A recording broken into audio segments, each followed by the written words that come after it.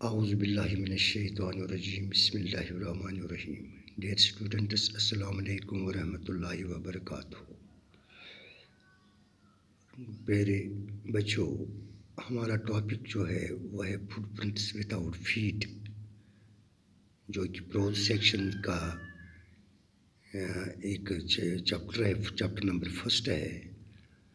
یہ ایک science fiction ہے. اس میں سے اب تک ہم پیج نمبر 1 اور پیج نمبر 2 پر ہم نے اس کے کچھ پیراز پڑھے ہیں کل تک. آج ہم پیج نمبر 2 سے آگے اس کو کنٹینیو کرتے ہیں، اس سائنس فکشن کو، اور پیرا نمبر 3 سے ہم اس کی آج ریڈنگ اور ایکسپلینیشن آج یہاں پڑھتے ہیں. تو آپ اپنی ٹیکسٹ بک کا پیج نمبر 2 نکالیے اور وہاں پر جو پیرا نمبر 3 ہے وہاں سے ہم آج اس کی ریڈنگ آگے شروع کرتے ہیں. یہاں پر کنٹینیو کرتے ہیں اس کی ریڈنگ اور explanation. If only Griffin had managed to wake up in good time, all might have been well. As it was, he did not wake up until the assistants already arrived next morning. When he saw a couple of them approaching, he panicked and began to run. They naturally began to chase him.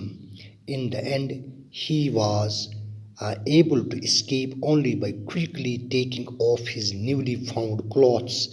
So once more he found himself invisible but naked in the chill January air. یعنی جیسا کہ آپ کو یاد رکھا ہوگا کہ کل جب ہم نے پڑھا تھا کہ گریفن جب ایک لندن کی ایک بڑی اسٹور میں یعنی وہ جب گھس گیا، چونکہ وہاں پر جو کلوزنگ ٹائم جب پہنچ گیا تو وہ اسٹور کے ڈورز کو بند کیا گیا. تو گریفن نے اب بغیر کسی خرچے کی پرواہ کیے بغیر انہوں نے وہاں پر باکسز اور ڈبوں کو توڑ کے وہاں سے یعنی اپنے ملبوسات، اپنے کپڑے وغیرہ نکالی اور ان کو انہوں نے ان کو پہنا ہے. تو اس کے بعد وہ وہاں پر رسوئی میں جو ریسٹورنٹ کا رسوئی تھی یعنی کچن، تو وہاں پر وہ چلا گیا. تو وہاں سے انہوں نے میٹ وغیرہ نکالا. اس کے علاوہ کافی، سویٹس اور وائن وغیرہ، یعنی یہ سب کچھ چیزیں انہوں نے کھانے کے بعد تو پھر وہ وہاں پر رضائیوں کے ڈھیر پر لیٹ گیا تھا.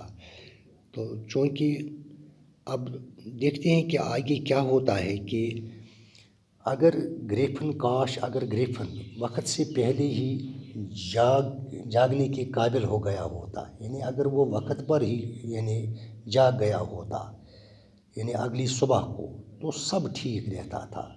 لیکن ہوا یہ کہ وہ تب تک نہ جاگا جب تک کہ دکان کے کارندے یا اسسٹنٹس اگلی صبح وہاں وہ آنے شروع ہو گئی. گریفن تب تک وہاں پر سوتا رہا، وہ نہیں جاگا تھا جب دکان کے اسسٹنٹس یا کارندے وہاں پر دکان پر آنے شروع ہو گئی. جب اس نے ان میں سے 2 کو اپنی طرف آتے دیکھا تو وہ گھبرا گیا بھاگنے لگا. قدرتی طور پر انہوں نے اس کا پیچھا کیا. جب انہوں نے ان کارندوں کو دیکھا، اسسٹنٹس کو دیکھا، تو وہ بھاگنے لگا. تو دکان کے کارندے اسسٹنٹس اس کا پیچھا کرنے لگی. آخر وہ اپنے نئے ملے ہوئے کپڑوں کو جلدی اتار کر اور انہیں پھینک کر وہاں سے بچ نکلنے میں کامیاب ہو گیا. اس طرح ایک بار پھر اس نے خود کو نظر نہ آ سکنے والا بنا لیا اپنے آپ کو. کپڑے اتارنے سے تو یہ ہمیں پہلے ہی معلوم ہے کہ وہ پھر دکھائی نہیں دیتا تھا. تو ایسا ہی اس نے اس وقت بھی کیا ہے. اپنے آپ کو بچانے کے لیے انہوں نے کپڑے اتار دیے اور جنوری کی اس سرد ہوا میں وہ اب ننگا تھا. تو اس طرح سے اس لندن کے اس بڑے اسٹور سے بھی وہ بچ نکلنے میں کامیاب ہوا یعنی اپنا وہ جو اس کا وہ یعنی جو ڈرگ وغیرہ تھی یا جس کی وجہ سے وہ اس کو کپڑے وغیرہ بھی وہ اتارتا تھا جس سے وہ دکھائی نہیں دیتا تھا. تو اس کے بعد this time he decided to try the stock of a theatrical company in the hope of finding not only clothes but also something that would hide the empty space above his shoulders. Shivering with cold, he hurried to Drury Lane, the center of the theater world. یعنی اب اس بار اس نے ایک ناٹک company کی store میں جا کر جانچ کرنے کا فیصلہ کر لیا. یعنی اس نے اب ایک ناٹک کمپنی میں اب گھسنے کا فیصلہ کر لیا ہے، یہ امید کرتے ہوئے کہ وہاں اس سے نہ صرف کپڑے مل جائیں گے بلکہ اپنے کندھوں کے اوپر والی خالی جگہ کو چھپانے کے لیے بھی کچھ نہ کچھ مل جائے گا. سردی سے کانپتے ہوئے وہ ڈوری لین کی طرف بھاگ لیا، جو کہ ناٹک اسٹور کا مرکز تھا ڈوری لین. تو وہ وہاں کی طرف وہ تیزی کے ساتھ بھاگ گیا کانپتے ہوئے. He soon found a suitable shop. He made his way invisible upstairs and came out a little later wearing bandages round his forehead, dark glasses, false nose, big bushy side whiskers, and a large hat. To escape without being seen, he callously attacked the shopkeeper from behind, after which he robbed him of all the money he could find. اس نے جلدی ہی ایک مناسب دکان ڈھونڈ لی. وہ بنا کسی کو نظر آئے سیڑھیوں کے اوپر سے چڑھ گیا اور کچھ ہی دیر بعد اپنے سر کے گرد پٹیاں باندھے، بینڈیجز اس نے باندھے، کالا چشمہ لگایا، نکلی ناک لگائی، بڑی بڑی مونچھیں لگائی اور ایک بڑی ٹوپی پہنی. تو پھر وہ باہر نکلا. بنا دکھائی دیے بچ نکلنے کے لیے اس نے بے رحمی سے دکاندار کے اوپر حملہ کر دیا اور بعد میں جتنا اس سے مل سکا اس کا پیسہ لوٹ کر فرار ہو گیا. اس نے وہاں پر دکاندار کو پیچھے سے اس کو وار کیا ہے، اٹیک کیا ہے اس شاپ کیپر کو. تو اس کے بعد اس کے پاس جو بھی وہ منی وغیرہ تھا، پیسہ تھا، وہ اس نے سے لوٹ لیا تھا. اس سے بچنے کے لیے ایسا اس نے کیا. Eager to get away from crowded London, he took a train to the village of Epping, where he booked 2 rooms at a local inn. تو اب وہاں کے لندن میں چونکہ وہ بھیڑ بھاڑ والا علاقہ تھا، جب اس نے اس دکاندار سے وہ اس کا پیسہ چرا لیا اور اس کو پیچھے سے اس کو وار کیا ہے، تو اس کے بعد اس سے جب اس کا پیسہ اس نے لوٹ لیا تھا، تو اب چونکہ لندن وہ بھیڑ بھاڑ والا علاقہ تھا، تو وہاں سے بچ نکلنے کے لیے اس نے بے چینی سے بھیڑ بھاڑ والے لندن سے دور جانے کا فیصلہ کیا. اس نے ایک ٹرین پکڑی. تو اس نے ایک ٹرین وہاں سے پکڑی جو اسے ایپنگ نام کے ایک گاؤں تک لے گئی. یہاں اس نے مقامی سرائے میں 2 کمرے بک کروا لی. تو اس وہاں لندن کے بھیڑ بھاڑ والے علاقے سے وہ نکلنے کے لیے اس نے ایک ٹرین پکڑی تھی جس نے اس کو ایک گاؤں جس کا نام تھا ایپنگ وہاں پہنچا دیا. تو وہاں پر اس نے ایک لوکل سرائے میں یا ان میں اس نے یا ہوٹل ہم کہیں گے، اس نے 2 کمرے وہاں پر بک کروائی. The arrival of a stranger at an inn in winter was in any case an unusual event. A stranger of such uncommon appearance set all tongues wagging. Mrs. Hall, the landlord's wife, made every effort to be friendly, but Griffin had no desire to talk and told her, "My reason for coming to Epping is a desire for solitude. I do not wish to be disturbed in my work. Besides, an accident has affected my face." تو ان سردیوں میں کسی سرائے میں کسی اجنبی کا آنا ہر طرح سے ایک غیر معمولی بات تھی. اس طرح کی غیر معمولی شکل والا اجنبی سبھی لوگوں میں بحث کا موضوع بن گیا، یعنی آل ٹنگس ویگنگ. یعنی اب یہ وہاں پر اس سرائے میں جو لوگ تھے، یعنی وہاں پر وہ بحث کا موضوع، کیونکہ اس کی وہ عجیب و غریب، یعنی اس کی وہ شکل صورت، یعنی اس کی عجیب غریب جو اس کے کپڑے وغیرہ، بینڈیجز، یعنی ہیٹ، وسکرز، گلاسز، تو وہ دیکھ کر اس کو عجیب و غریب شخص کا انسان تھا، تو تمام اس کی یعنی لوگوں کا وہ بحث کا موضوع بن گیا. وہ کھانا پھوسی کرنے لگے. That means all tongues wagging.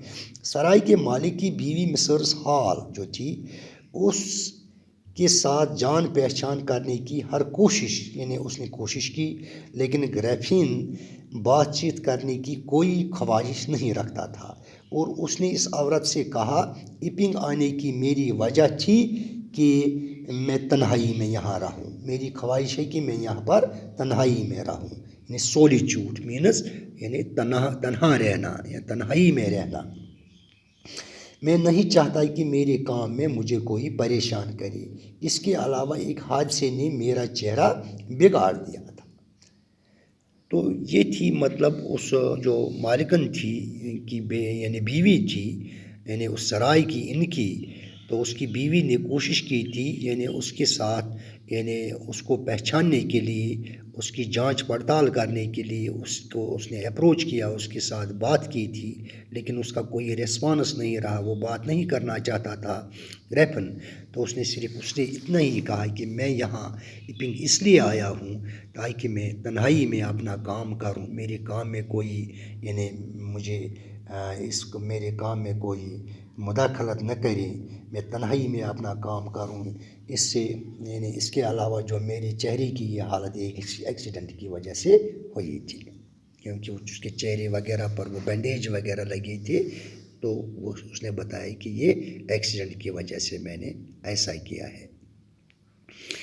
Satisfied that her guest was an eccentric scientist, and in view of the fact that he had paid her in advance, Mrs. Hall was prepared to excuse his strange habits and irritable temper. But the stolen money did not last long, and presently Griffin had to admit that he had no more ready cash. He pretended, however, that he was expecting a check to arrive at any moment. یعنی اس کے بعد چونکہ یعنی تسلی ہوئی ہے، یعنی وہ مطمئن ہو گئی ہے یعنی مسرس ہال، تو اس بات کی تسلی ہونے پر کہ اس کا یہ مہمان ایک وہمی سائنسدان تھا، یعنی ایسنٹرک سائنٹسٹ مینس یہ وہمی سائنسدان تھا، اور اس بات کو دیکھتے ہوئے کہ وہ اس سے پیشگی پیسے دے چکا تھا، مسرس ہال اس کی عجیب عادتوں اور اس کی چڑچڑائی فطرت کو نظر انداز کرنے کے لیے تیار تھی. یعنی اس کی جو اریٹیبل ٹیمپر، یعنی چڑچڑائی فطرت جو تھی اس کی، یعنی وہ اس کو نظر انداز کرنے کے لیے اب تیار تھی.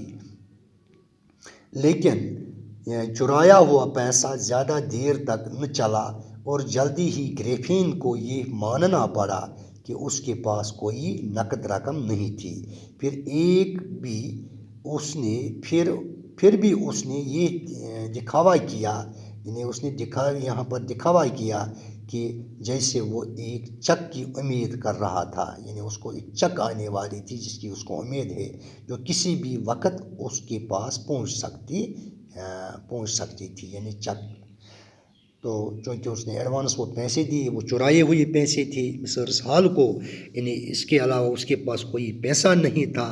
تو اب اس کو مسرس ہال کو بہرحال وہ مجبور ہو کر کہا کہ اب میرے پاس پیسے نہیں ہیں.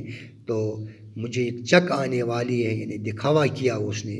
باقی تو یہ معلوم ہے کہ چک وغیرہ تو کہیں سے نہیں آنے والی تھی، کیونکہ اس کا کام ہی نہیں تھا لوگوں کو ٹھگنا، ان کو لوٹنا.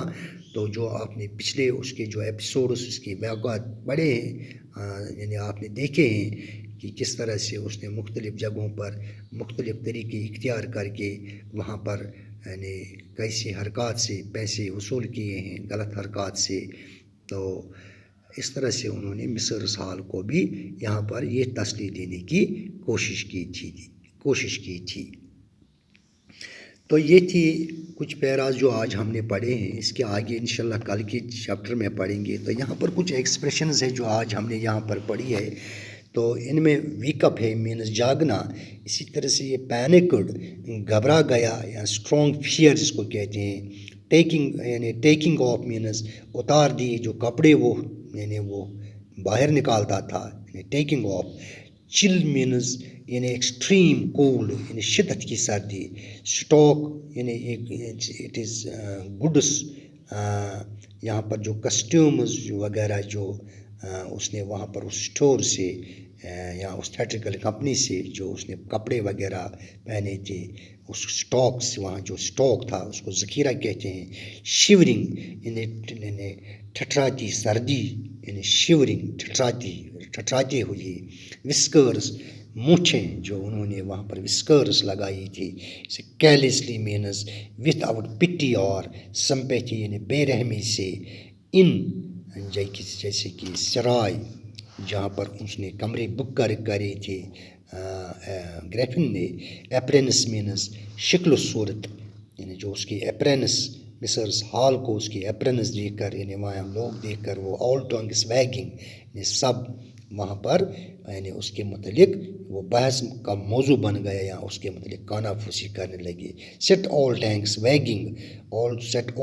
ویگنگ مینز یعنی بحث کا موضوع بننا یا سبھی لوگوں کو کانا پھوسی کرنے پر مجبور کر دیا. سولیچیوڈ مینز تنہائی. ایسنٹرک وہمی means unconditional and strange. Irritable temper means چڑچڑائی فطرت. تو یہ تھی کچھ ایکسپریشنز جو آج کے ان پیراز میں ہم نے پڑھی ہیں. تو انشاءاللہ الرحمن اگلے لیسن میں آپ سے کل پھر ملاقات ہوگی. تب تک کے لیے خدا حافظ، باقی وسلام.